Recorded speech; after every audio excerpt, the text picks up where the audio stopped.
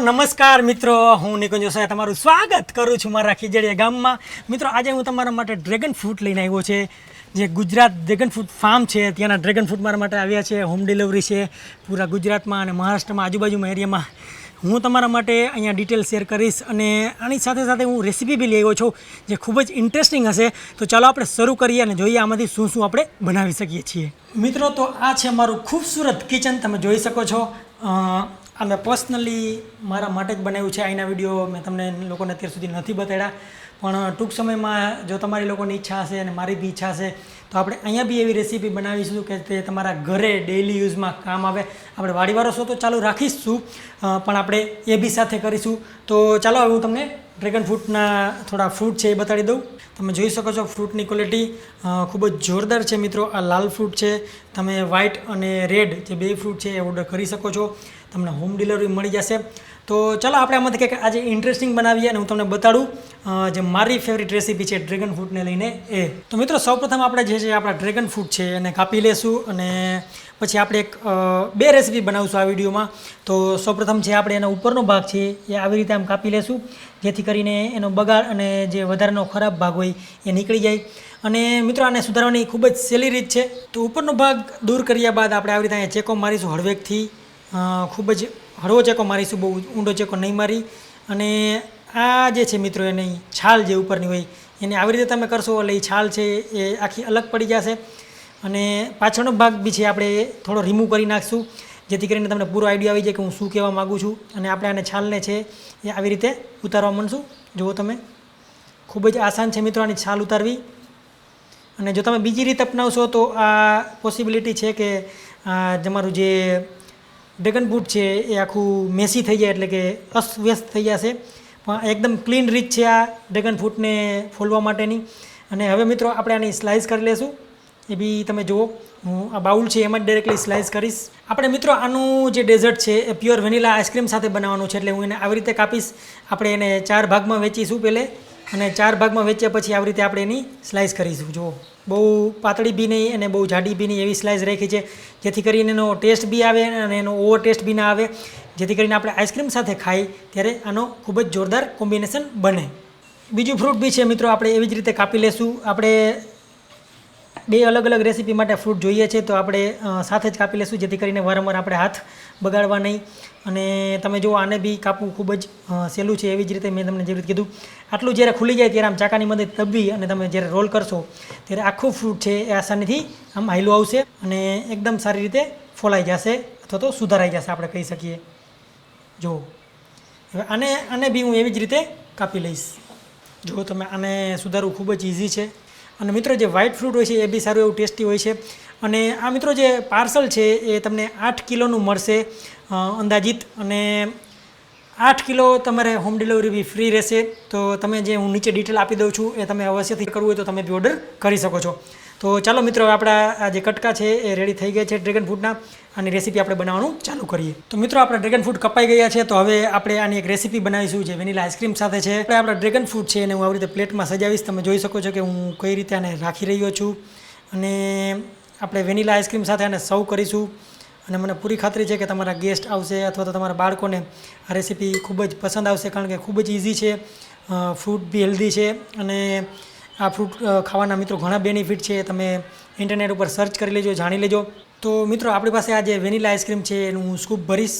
તમે જોજો, આપણે આ રીતે આ સ્કૂપને લેશું અને નાખીશું ઉપર, જેથી કરીને આની જે વેનીલાની મજા છે એ તો રહે જ, પણ સાથે સાથે આપણે ફ્રૂટનો બી સારો એવો ટેસ્ટ આવે. તો આવી રીતે મિત્રો આપણે અંદાજિત 2 સ્કૂપ જેટલું આઈસ્ક્રીમ રાખીશું. અને મિત્રો આજુબાજુ બી હજી હું થોડા ફ્રૂટ મૂકીશ જેથી કરીને આનો લુક ડીશનો સારો આવે. અને એક સર્વિંગ પ્રમાણે આપણે રાખીશું કે એક જણાને અંદાજિત 1 ફ્રૂટ અને 2 સ્કૂપ આઈસ્ક્રીમ આવે એ રીતે રાખીશું. હવે મિત્રો આપણે ગાર્નિશિંગ માટે આપણું જે ડ્રેગન ફ્રૂટ છે એનો જ ઉપયોગ હું કરીશ. તમે જોજો હું કઈ રીતે આ ડ્રેગન ફ્રૂટ છે એને આવી રીતે હું કાપીશ. એકદમ નાનો ટુકડો લઈ અને આપણે એને આવી રીતે સ્લાઇસ કરીશું. અને પછી જે છે હું ડ્રેગન ફ્રૂટને આવી રીતે આમ ઉપર નાખીશ, થોડા નાના કટકા, જેથી કરીને એનો લુક બી સારો આવે. અને આપણે આઈસ્ક્રીમનો જ્યારે સ્કૂપ લઈએ ત્યારે નાના ટુકડા આવે તો એનો બી એક અલગ ટેક્સચર આવે. તો મિત્રો આપણે તૈયાર છે એકદમ સિમ્પલ અને આસાનીથી બનવાવાળું ઝટપટ બનવાવાળું dessert dragon fruit with vanilla ice cream. તો મિત્રો આવી રીતે હું એક ડ્રેગન ફ્રૂટનો કટકો લઈશ અને આપણી જે વેનીલા આઈસ્ક્રીમ છે એને બી આવી રીતે લઈશ, જેથી કરીને બંનેનો ટેસ્ટ એક સાથે આવે. મિત્રો જે આ ડ્રેગન ફ્રૂટ હોય છે એનું ટેક્સચર હોય છે એ બિલકુલ આમ જેલી જેવો અને એકદમ સોફ્ટ હોય છે અને આઈસ્ક્રીમ સાથે તો ખૂબ જ જોરદાર ટેસ્ટ આવી રહ્યો છે. એકદમ પ્લેન વેનીલા આઈસ્ક્રીમ લેજો મિત્રો જો તમારે બનાવવું હોય તો, જેના કારણે આઈસ્ક્રીમનો તો ટેસ્ટ આવશે જ પણ તમારા ડ્રેગન ફ્રૂટ છે એનો બી એક ટેસ્ટ અને ટેક્સચર બંને આવશે.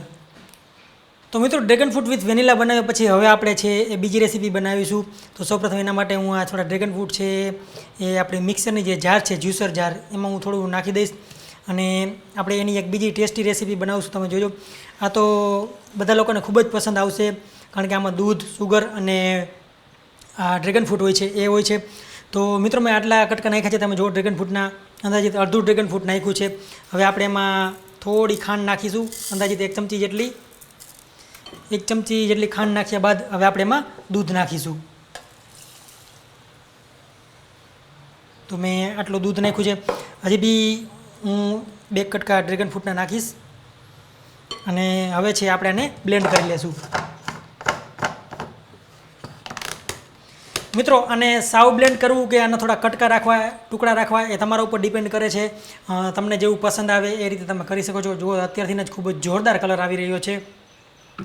તો આને હું આવી રીતે બ્લેન્ડ કરી નાખીશ. ખાંડ છે, દૂધ છે અને ડ્રેગન ફ્રૂટ છે, બીજું કશું જ નથી. જો તમને વધારે ટેસ્ટ પસંદ હોય તો તમે આમાં ઇલાયચી બી નાખી શકો છો, થોડી બહુ એલચી નાખજો, એનો બી સારો ટેસ્ટ આવશે. ચાલો આને બ્લેન્ડ કરવાનું ચાલુ કરી દઈએ.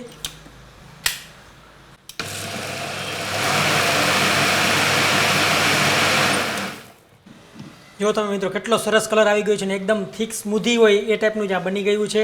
તો હવે આપણે આને એક ગ્લાસમાં કાઢી લેશું અને હવે હું શું કરીશ મિત્રો કે આપણે ડ્રેગન ફ્રૂટ છે એના ઝીણા કટકા આપણે જેવી રીતે આઈસ્ક્રીમવાળી રેસીપી બનાવી હતા એવી રીતે આમાં બી નાખીશું. તો આને છે હું બિલકુલ ઝીણું કાપી લઈશ આવી રીતે, તમે જુઓ. તો મિત્રો ગ્લાસમાં થોડા ડ્રેગન ફ્રૂટ નાખ્યા બાદ હવે આપણે જે સ્મૂધી છે ડ્રેગન ફ્રૂટની બની છે, દૂધ, ખાંડ અને ડ્રેગન ફ્રૂટ એ બી હું નાખી દઈશ આવી રીતે ઉપરથી. તમે જુઓ કેટલો સરસ કલર દેખાઈ રહ્યો છે. આપણે આખો ગ્લાસ ભરી દઈશું અને ઉપર બી જો તમારે થોડા ડ્રેગન ફ્રૂટના ટુકડા નાખવા હોય તો આ રીતે નાખી શકો છો. આમાં મિત્રો તમારે જો ઠંડુ દૂધ હોય તો બરાબર છે, નકર જો આને ઠંડુ કરવું હોય તો તમે આઈસ ક્યુબ બી નાખી શકો છો. પણ આઈસ ક્યુબ કરતાં હું તમને એ સજેસ્ટ કરીશ કે તમે આમાં આઈસ ક્યુબની જગ્યાએ ઠંડુ દૂધ વાપરો, જેથી કરીને ઠંડક બી આવી જાય અને મીઠાશ બી જળવાઈ રહે.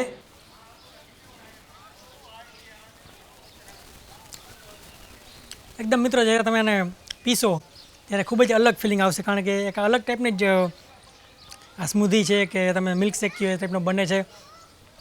ડ્રેગન ફ્રૂટના ખાણે થોડી આમાં ચીકાશ આવે છે, આપણે તમને જેલી જેવું ફીલ થશે કે તમે લિક્વિડ જેલી પી રહ્યા છો.